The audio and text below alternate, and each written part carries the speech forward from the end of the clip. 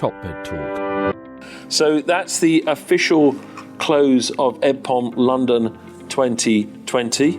So those of you who feel you need to go, goodbye. We look forward to seeing you again. But hopefully you're all staying because it's the next phase in the POCAPALOOZA. Where's Desiree Chappell?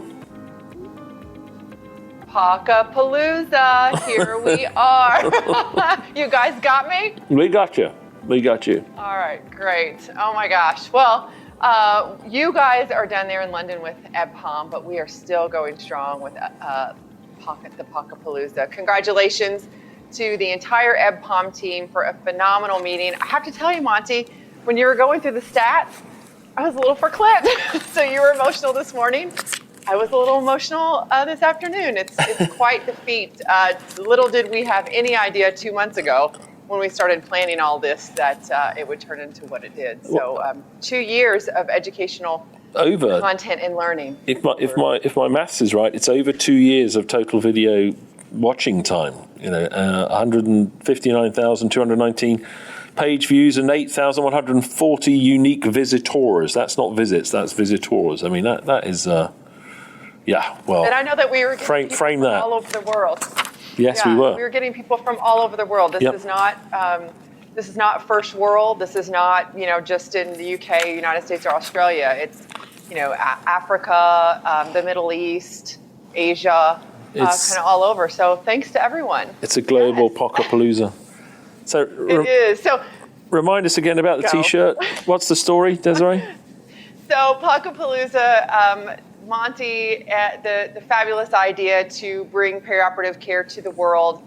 We've been doing we're going to be doing 24 hours. We're about 12 hours in, or I don't even know where we are exactly the time frame, Monty, but we are going around the world speaking to world authorities in perioperative medicine and chatting with them about what's happening in their neck of the woods. And so we started this morning at 8 a.m. British Summer Time down in Cape Town with Bruce Picard, Paul Miles, and Salome Maswimi, and discussing all the very important things that are happening there. And then we went right up to London and saw you at lunchtime. We now, in just a moment, are going to be going to Chicago to talk to the EBPOM USA team there and members of the EBPOM group there. We'll head over to the West Coast later this evening, actually in about 2 hours, and then head over down to the Down Under in Australia, where we'll visit Ross Carriage and friends in Australia and New Zealand, so technically POCAPALOOZA Sydney. And then we go up to Hong Kong and chat with Mike Irwin, and then we finish it out strong at 8 a.m. tomorrow morning, British Summer Time, back in Cape Town, South Africa. So we want to thank to everyone who's participated so far. We've had some amazing conversations, and we will continue to. Some of the highlights that we have to look forward to, again, are EBPOM USA with Saul Aronson and Jeanna Blitz. We're going to be talking to Carol Peden and Lee Fleischer later today. Ross Carriage, Vanessa Beavis.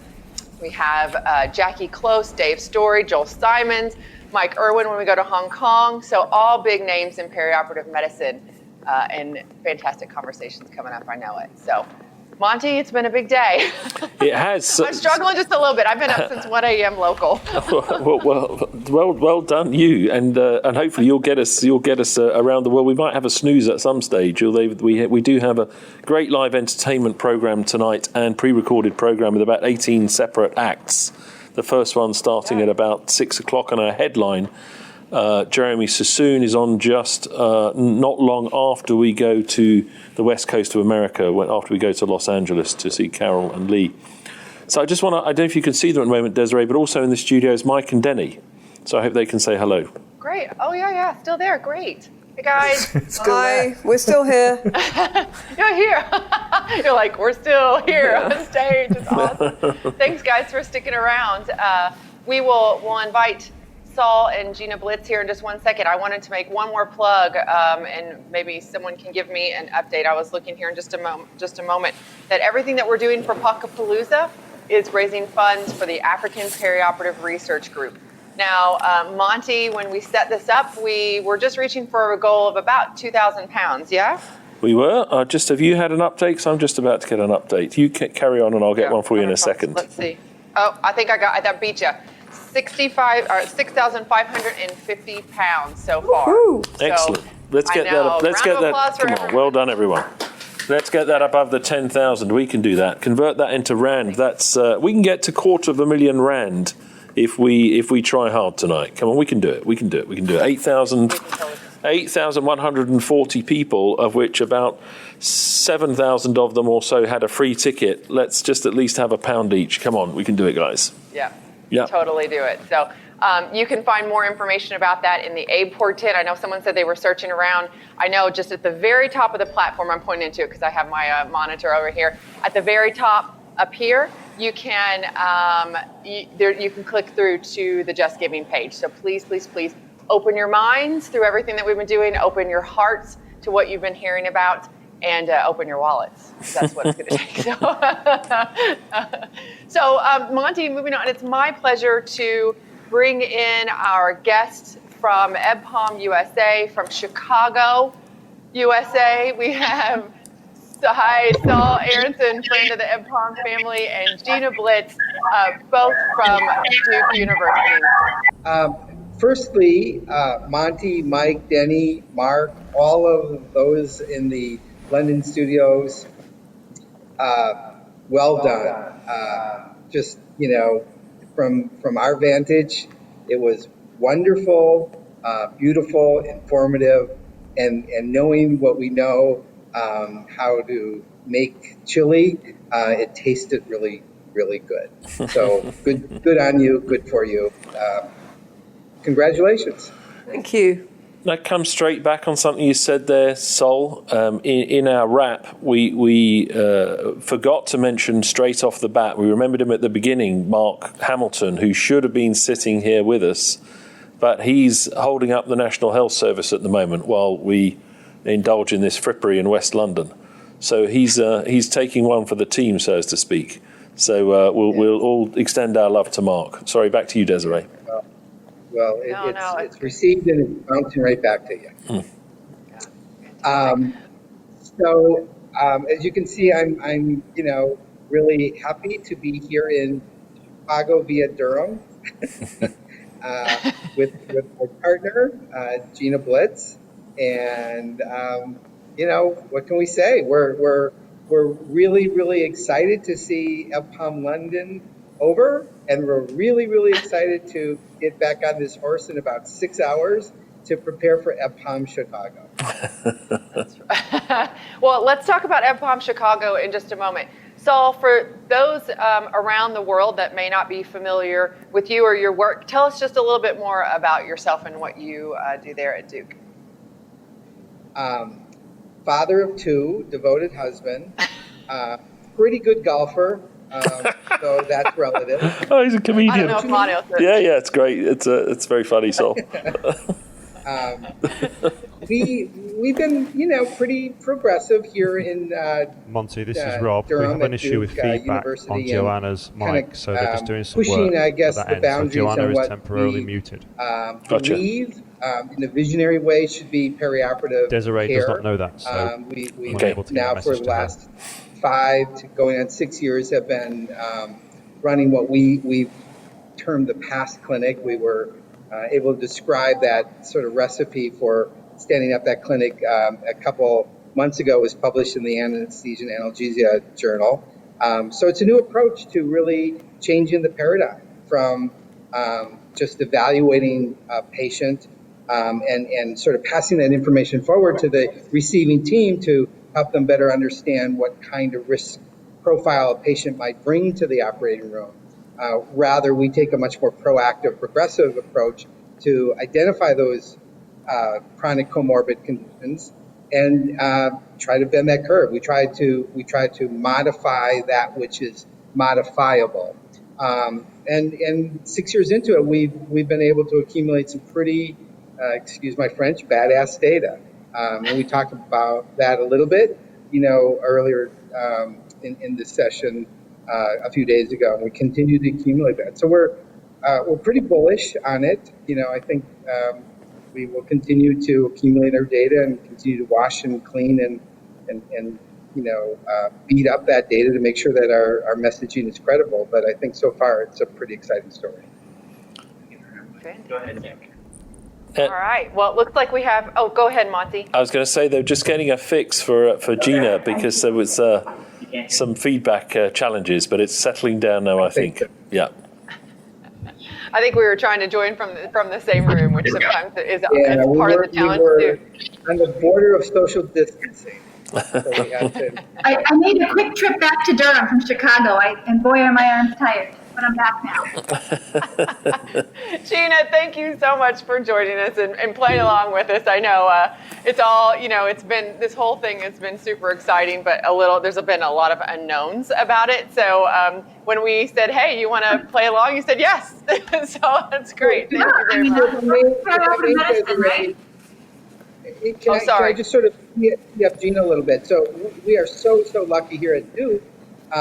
Almost a year ago, I think we were just talking about it a few minutes ago, we were lucky enough to recruit Jeanna from New York to come join us here in Durham to run our PASS clinic, our perioperative anesthesia and surgical screening clinic, the sort of paradigm that I just described. And Jeanna has taken us to the stratosphere and has been just the clouds opened and she fell through. And so much of what we've been able to do is attributable to Jeanna. Well, okay, so congratulations. That's my setup for you, Jeanna. A lot of love. Congratulations, Jeanna. Tell us a little bit about some of the work that you've been doing there. And before you came to, you're very involved in perioperative medicine. So tell us a little bit more about yourself. I'm an anesthesiologist. I trained at Mass General in Boston, and then I spent the first, I think it was about 12 or 13 years of my career at NYU in New York City. I've been working in the perioperative medicine space since about 2011. So I have, for many years, tracked Dr. Aronson and some of the other, giants in our field in the United States here, like Dr. Bobby Schweitzer, who I know makes appearances at EdPom. And I've been so thankful to have their mentorship along the way, who have encouraged me and supported me in my interests. I still divide my time between the OR and my pre-op clinic. I'm on call tonight. But between now and then, I'm excited to be here and talk about perioperative medicine. That is absolutely fantastic. I know you mentioned Bobby Jean Schweitzer. She is phenomenal. Angela Bader, Carol Payton. There's so many people and so many strong, like you said, giants who are really, really, heating up in the field of perioperative medicine. So it's great. All featured speaker at MPOM Chicago in September, by the way. That's right. Yeah. That's right. Yeah, we have Jeanna Blitz is going to be joining us for sure, Jeanna. So we're excited to have you participate. Hopefully we'll have the virtual platform going, and there'll be a couple of us at least that can be in Chicago together. We'll see how that goes for sure. Before we move on, Saul, do you want to tell us a little bit more about the EdPom Chicago meeting? So it's right now, I think until today at midnight, we're still offering free registration. To all of those who are listening, please take advantage of that. September 11, 12, 13. Obviously, we, like everybody else in this world, didn't anticipate getting punched in the gut and rapidly had to pivot to, making sure the show goes on. And just like we have just witnessed in London, that happened phenomenally well. To be able to pivot at such short notice to create a virtual platform. It is our anticipation that Chicago will be virtual as well. We really do not expect that there will be any on-site participants. Nobody has a crystal ball. We can't predict, but we're certainly planning for Chicago to be a similar format. And so we're, working diligently behind the scenes, even now in parallel processing with the London show to stand up the Chicago show. So it's going to be equally dynamic and exciting and informative. And I really hope this discussion continues. It's not just because of the opportunity for us to stay connected in a world that even COVID won't let us stay apart from one another. But it also is important to continue to advance the discussion. Perioperative care is a very dynamic, very rapidly evolving, very important, if you will, discussion.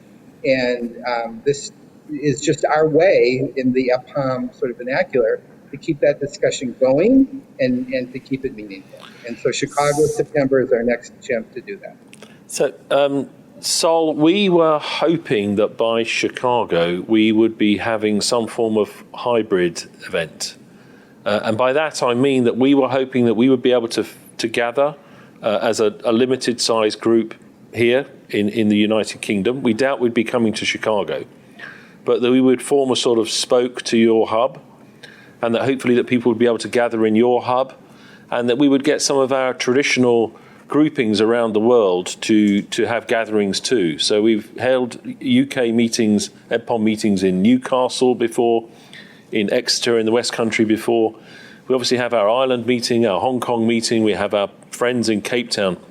So we're hoping maybe groups of 10, 20, 30, maybe up to 50 people will gather, and we can move on to it being a hybrid of actual socializing together and global sharing.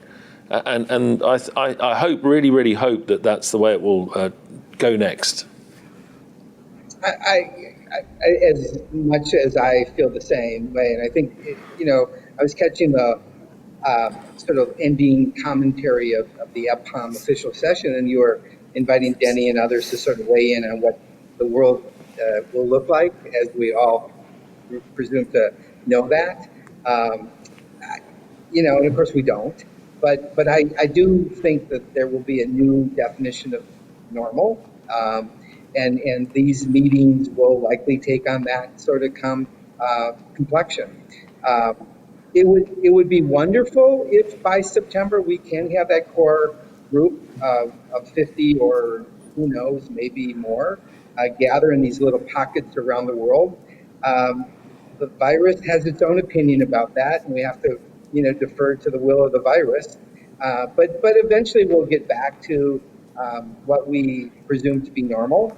And I think that is going to be the sort of way of the future. And we're looking forward to that. If not by September of 2020, our next EPOM meeting will be Las Vegas in January of 2021. And then, of course, the cycle continues with Dingle in London, and we keep, on that carousel. So eventually we'll get to that place where we'll have pockets of gathering, like-minded, interested people in their zip codes or counties of note, and we'll sort of break bread virtually with one another. I think one of the things to look forward to for the EPOM Chicago meeting is the fact that we're going to try and mix it up a little bit. Technically, during our Chicago and USA meetings, we try and do a lot of more workshops than we really didn't attempt that for this initial EPOM meeting, but we have some really cool workshops around CPET and POET. So, giving that back to Mike and Denny about how, we can, possibly make something like that work. I know we're going to talk about anemia. We're going to talk about enhanced recovery after surgery. Lots of great workshops. So ERAS cardiac, ERAS OB. Yeah. This morning while I was listening to the meeting through one earphone, I was literally, we were recording somebody doing a POCUS workshop showing how to do a handheld ultrasound in the back of the room. And so we're going to have a POCUS workshop in Chicago as well. Yeah. So lots of cool things to look forward to there. Well, one of the things that we wanted to do during the POCAPALOOZA is find out what's happening in the different areas of the world when it comes to perioperative medicine. And Jeanna, I'd like to go to you. I know you got with some of the things that you guys are working there at Duke, but from your perspective, especially coming recently from New York and working with others in the perioperative care setting within the U.S., from your perspective, how are you seeing things move here in the United States? Because it feels like when we have conversations with those in the UK and some other places, it's like, oh, we're kind of behind the curve a little bit. Or what are your thoughts? Well, I would say from my perspective here in the US, we're focused on organizing ourselves around frailty and expanding that concept of frailty to include other vulnerabilities within the perioperative period that leave a patient more vulnerable to an adverse event. So whether those are social determinants of health, whether that's, again, true psychological preparation, or other issues, health literacy, et cetera, that we're expanding the concept of frailty, and we're organizing ourselves around how to best care for the patients who are most vulnerable. I agree with you. I'm certain that our colleagues around the world are ahead of us, but that's where our focus is these days, and it aligns quite nicely with what's happening in our neck of the woods in our country as well. So I think we have the right momentum right now to capitalize on the attention that's being focused to make some significant strides. Yeah, and I know that there's been a lot of work I know around the people that you've been working with Bobby Jean and Angela, it's some of the really focus on preoperative interventions as well when it comes to, the whole perioperative picture. So tell us a little bit more about that. So my particular focus is on health literacy, which I know sometimes can be controversial about whether that actually further stigmatizes a patient to assess their level of health literacy or not. I know that Angela Bader is also quite a proponent of that. And the reason and the focus of my interest in that has to do with, I believe at the core center of everything we do, there must be true shared decision-making that occurs. And setting off that conversation and preparing that patient to engage in their care is the catalyst from which everything else builds and sustains. And without engaging that patient up front and understanding where they're starting from and meeting them there, my personal opinion is it's difficult to succeed.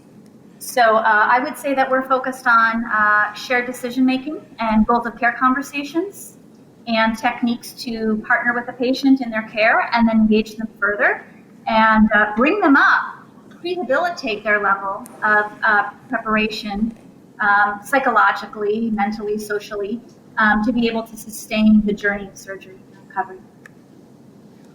And Desiree, if I can interject, I'm going to throw another sort of hanging curveball over to Jeanna, just to sort of carry forward that thought. You, Jeanna, have introduced, if you will, a scripted protocol that many of our advanced care providers that work with you in the past clinic have already begun to rehearse and disseminate in their routine intake. You want to speak to that a little bit? Sure. So what we learned along the way, I have a group of residents that come through my rotation who are interested in perioperative medicine, and I truly believe that is our future, to feed the pipeline of interest in perioperative medicine and to role model that for them. So what we learned along the way was that they were having a great time engaging in the clinic, but they didn't feel comfortable with how to approach a patient about some of these sensitive topics because it wasn't necessarily something they had had much practice with in the recent past.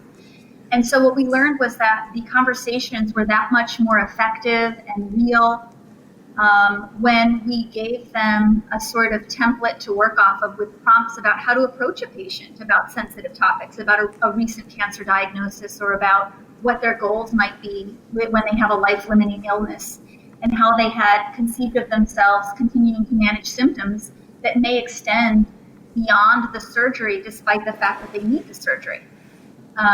And thinking about their goals for recovery and that process of recovery and how we can optimize it for them. So we've created a sort of standardized template, which number one is great because it serves as a prompt in terms of all of the points that we want to hit. It gives ideas about how to broach this topic, and it also serves as a documented way for us to communicate back to, let's say, our surgical colleagues or our geriatrician colleagues to say, can we talk about this patient, and sort of send them a copy of what we've documented the patient has told us and where there are potentially some gaps or lack of insight. Yeah, Gino, I was going to point out that I'm sure very, very useful to residents and other people who are not as familiar in the setting. I believe that there probably are providers who have been in this business for a while that still have a difficult time with that conversation. So how, are you utilizing it for other people who have been doing this for a little while as well? So we started with the residents, and as some of the residents described my pre-op clinic, they call it a QI hive, because we're always iterating around things. And so there's always a product that continues to evolve. And so our first group was to get the residents comfortable. And we thought if we can get them ready to go, then we can expand it to our other nurse practitioners and physician assistants and other advanced practice providers in the clinic. Ultimately, though, the goal and the discussions we've been having with our multidisciplinary care team is to roll this out, in fact, to other disciplines as well, including our surgeons, our hospitalists, our geriatricians, so that we are doing our best to standardize the way we approach shared decision-making for our patients that do. Yeah, that's great. I kind of wanted to bring Mike and Denny in. We have time, don't we? We've been talking a lot about shared decision-making the entire meeting. So, Denny or Mike, you guys decide who wants to talk first, but can you share some of the insights that we've gained along these same lines? Yeah, very much so. I think it's a sort of worldwide movement really now, and it's about putting the patient at the centre of everything we do. And in perioperative medicine, it's a really key point in the pathway is the point where we might actually make the decision to proceed or otherwise with surgery. And I think one of the things that we've learned is that some of the time we've been doing things in a slightly back to front way, as in we say you've got a surgical disease, you need an operation, now we'll see if you're fit for it. And I think we're all thinking about focusing that decision earlier, but also all of us learning across all disciplines that it's a conversation that can't, particularly for the high-risk patients where it is difficult to balance potential harms with potential benefits, that it's not a decision that's going to occur in one clinic visit in 10 minutes. It takes time. It takes a patient having, particularly, as we start to educate our patients as well as our clinical colleagues, I think at the moment they don't necessarily always turn up with the expectation that we're going to involve them more about what they want. And actually, they need some time to consider sometimes the information we've given them about possible outcomes of surgery, particularly when they've just been thinking that the surgery has been offered as this is the golden cure, and then all the problems will go away. And I think my experience locally in our trust and across the UK, we've been starting with some standardised workshops. It sounds very much along the lines we've been talking about. We've named them the Magic Workshops. Rami, one of my colleagues at Guy's and Thomas's, who's the NHS England lead for this, has very much focused on starting small. At the beginning, the people that turn up, they tell you they all do it anyway. By the end of the day at their magic, they discover that they haven't actually quite been doing what shared decision making is. I think we all should reflect on the fact that 90% of doctors seem to think they do it, and about 30% of patients think they receive it. And you just need, and we just need to keep. And I think I really like the idea of standardised training of first clinicians. And we now have at UHS, the first part of our trying to embed it across the trust has been actually a patient education journey, which is we call the Ask 3 questions, which 3 very simple questions. What are my options? What are the risks and benefits to me? And where might I get more information? And so I just think we should think about those things at the same time. We need to educate our colleagues, but also start to educate our patients that that they should remember to ask us. And if we arm them with the information that they're expecting that information, then that will help with our more reticent colleagues, shall we say, who think they do it anyway. Can I just, sorry. Yeah, go ahead, Hal. I was just going to weigh in on that, and I'm thinking as we have this conversation, it's so easy and appropriate to immediately link that to the decision that should be shared with the elderly, morbid, frail patient to determine whether or not surgery is the right course of action or not. But I would add, and I would ask us to consider, that it's much broader than that it's a shared decision process even for the patient who, of course, needs surgery. So where there's no doubt about whether or not surgery is the right, if you will, thing to offer, there still needs to be a shared decision process. And what I mean by that, and Denny, you just touched on this, is that so often people think that if they have a problem and surgery is the recommended solution for the problem, there's a presumption that therefore when I have surgery, the problem will go away.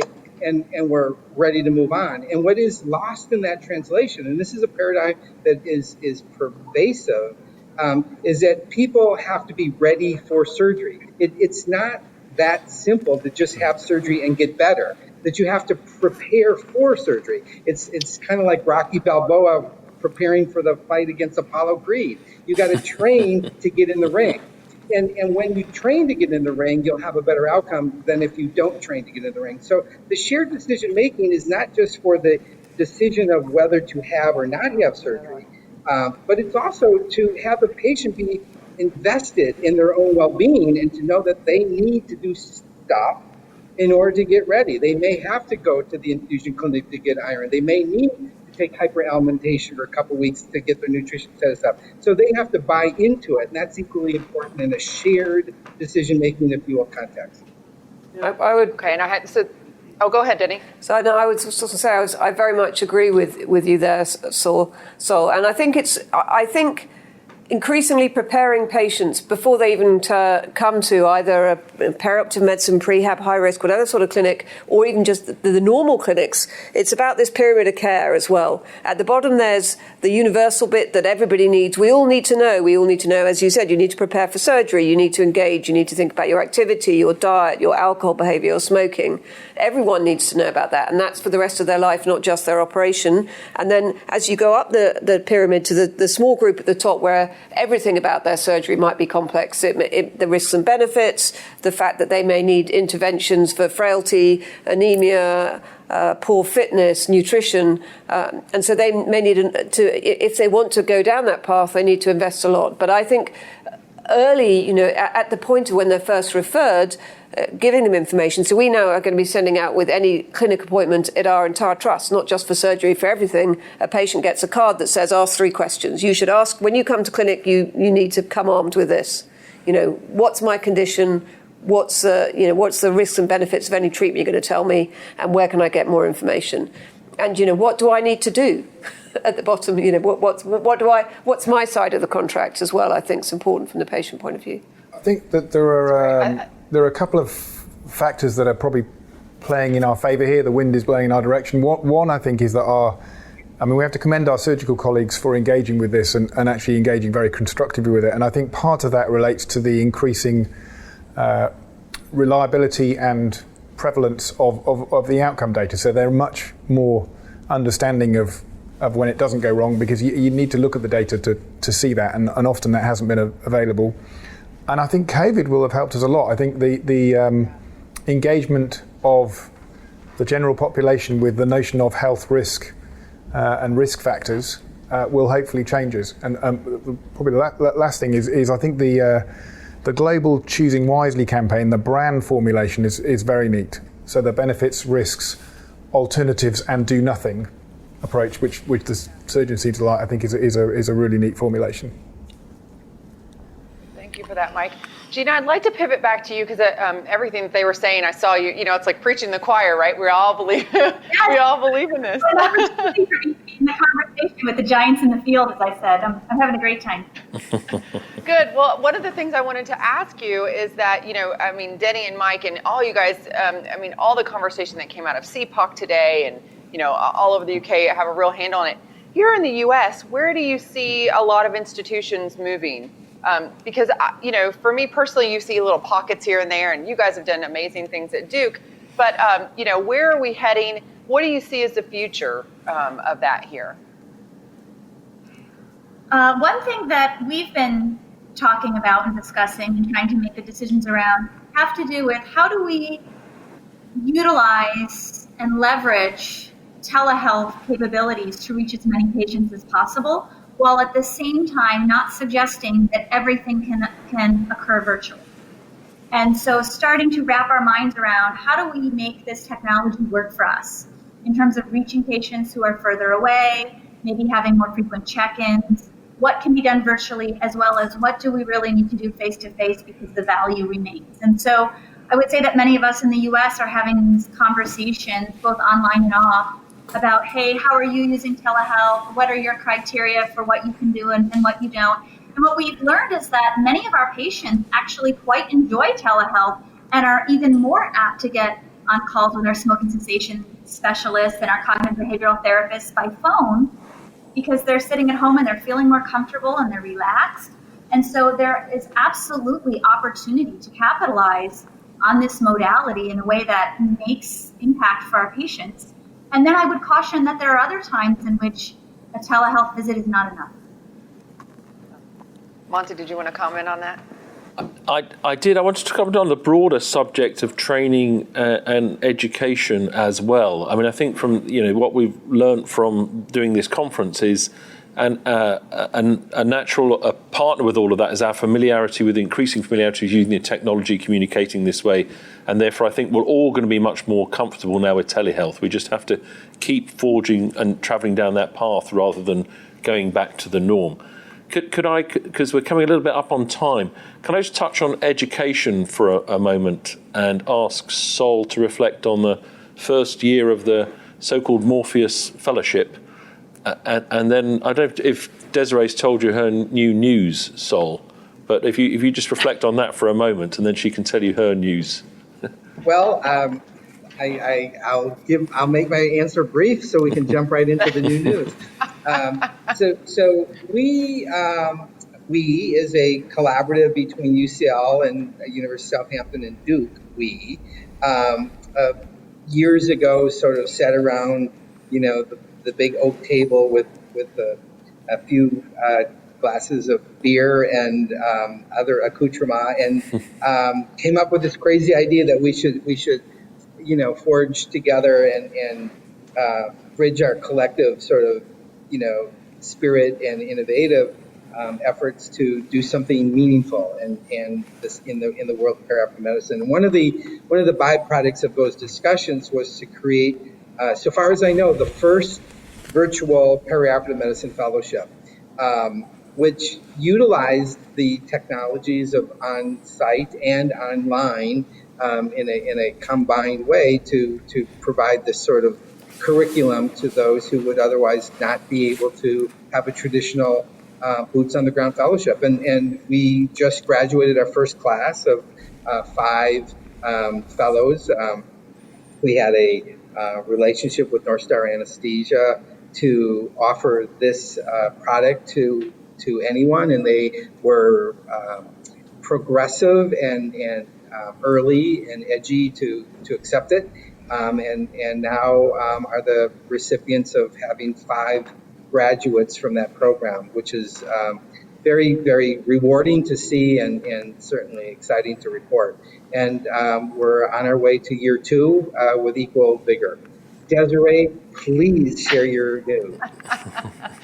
Well, as of yesterday, I am now the Vice President of Clinical Quality for North Star Anesthesia. So I'm working with the team there. Bring me in, thank you. Thanks. In CRNA Services, I'm working kind of as a joint effort with Josh Lumley, who is the Chief Quality Officer, and of course all the team there. Those that have gone through the fellowship, so excited to come on board and continue the work we've been doing in our space and working with them. And they have a huge team spread across the U.S. that can really impact care. I'm super excited about it. So I just need to come. So congratulations to everybody, and we've already said congratulations to Lee Fleischer on his new position as well. You picked up on that, I'm sure, Sol, on which is great. And we promised that I already sent him a Mazel Tov email. Well, talking of Mazel Tov emails, so you've got this idea in the past of you make special requests such that you can, get a particular birthday card printed for somebody. But we've moved on to that when our friend in the UK has come up with this new idea that you can request a live song. So I'm going to bring in our friend live actor for tonight, our main headliner, who's agreed to join us temporarily, Jeremy Sassoon, to say hi to you. Hi, Monty. Jeremy. Hi, Desiree. Hi, Sol. I didn't recognise who's the 4th person I was watching, the other lady. That's my friend Jeanna. That's Sorry? Jeanna Blitz. Jeanna. Hi, Jeanna. Hi. Hi, nice to meet you. Jeremy, how are you? I don't have you up on my screen at the moment, so I can't see if you're near your microphone or keyboards at all. I know you weren't. You were just coming in for a chat, if you see what I mean. Yeah. But if you. That's right. I was coming in. But if Monty, he is with microphone and keyboard. Yeah. Don't let him walk. But if there was any if there's any possibility you could sing just something to Desiree, even if it's a few, even if it's without keyboards, and even if it's just one chorus to Desiree. You know very well that Desiree gets a special request tonight. I do. You do. So I'm going to leave it till then. I haven't actually got the stuff all connected and switched up. I was told it was a little chat. So okay. I'm singing a cappella. I'm not very good. You know. So I could sing with you, buddy. So when you go live later, you think that Desiree might get a mention? Yeah. She might get a mention, you might get a mention, Sol might get a mention, and if I did it tonight, Jeanna would have got a mention, but I only met her just now. But she deserves it just as much as anybody else does. but you deserve it. Congratulations on your new job. Very happy for you. Thank you very much. I appreciate that. So, Jeremy, as I'm sure you'll mention it in the show later, but you've got Sol now. And I know that you're a past master at closing deals, Chicago. You're coming to Chicago, right? EdPom Chicago, come on. I'm coming to You bet I'm coming to Chicago. I'm not sure I have the last word on it, but as far as I'm concerned, I'm coming to Chicago. I'm catching that plane, whatever the situation. It would be my privilege to show you the Chicago I know. And that's what I wanted to hear, so. Jeremy, I think you've been released a little bit. I've seen some action on social media that you've been out of the house. Is that right? Yes, but I'm tagged. Oh. I have to be back before a certain time. The police, the police are very, very, I'm allowed out a couple of hours. No, I think I know what you get. Yes, I've started busking. Yeah, and you got caught making money, is that right? Yeah, I mean, it's not so much. Yeah, it's not. Yeah, it's been fantastic. It's been a dream of mine to go busking. I know it sounds weird, but before I ever became a musician, yes, I wanted to do really big gigs, but I also loved those little smoky jazz club bar things that I always wanted to do, and then busking. I always wanted to do busking, so I've just started busking, and it was a dream. Okay, time out, Jim. That sounds amazing, but you have to translate what busking is. Oh. I don't know. Jeanna, do you know what busking is? I don't know if I know this. Oh. What's it called in America, Jim? When you play on the street or in the tube station, in this subway station. It's busting. Same thing. Okay. Okay. I'm not familiar with that term. Desiree? Kentucky. We don't have a lot of musicians on the street playing. Well, they're obviously very affluent. They don't need to go on the street. And Jeremy, the COVID-19 innovation that's made all of this possible for financial exchange is what? This is the big step forward, isn't it? How do you get rewarded? The busking. Yeah, no, the busking's going to continue. In fact, I'm thinking of closing down all my other operations and becoming a street musician from now on. How'd you get your money, though? How'd you get your money? Because you can't throw coins. You can't throw coins in the hat anymore, can you? Because they're smothered in COVID. Yeah. Now that I'd never thought of, but yeah, I'm doing the middle class busking thing. I'm doing the ex-doctor middle class, I don't get dirty busking thing. So I bought a contactless payment terminal, and people put their card on it, and it takes £2 off each time they do that. It's fantastic. Innovation in the time of crisis. It is fantastic. Exactly. Monty, are you going to go on a corner and just give a lecture? Say what? It's your equivalent, yeah. You should. Exactly. Is that kind of what we're doing right now, kind of? Okay. So I'm going to hand back to you in a second, Desiree, because we got to continue with the entertainment side of the POCAPALOOZA. And Jeremy is our headline act tonight. He's playing at 2100 roughly BST, which is about 4 o'clock in the afternoon your time for the first time. He plays He plays 3 times tonight, actually, Jem. So thank you for that. He plays in the middle of the night and around the globe and does all that. So Jeremy, you haven't met Jeanna before, so I know it's touched on in the show later on probably, but she probably hasn't worked out how on earth we might know each other, because you're a famous jazz musician, soul scene you play in the heart of Jazzland in London, and how do we know it? Why on earth would you talk to me? Monty taught me everything I know, Jeanna. He got me on that piano when I was a young boy, and he taught me how to do it. He then taught me singing a little bit later on, the saxophone, trumpet. He did everything. I just had said, "Stop, Monty, go and be a doctor." But I took it on. And right. I'm still using all those skills. So the truth, we went to medical school together, Jeanna. There we go. Jeanna, we went to medical school together. And we went different ways, shall we say? Jeremy got a proper job. Right, Jeremy. We'll see you later, Jem. Thanks very much indeed. We'll hand back to Des. You can say whatever you want in a second. I'll hand back to Desiree. Go on. Yep. I just want to say one thing before I go.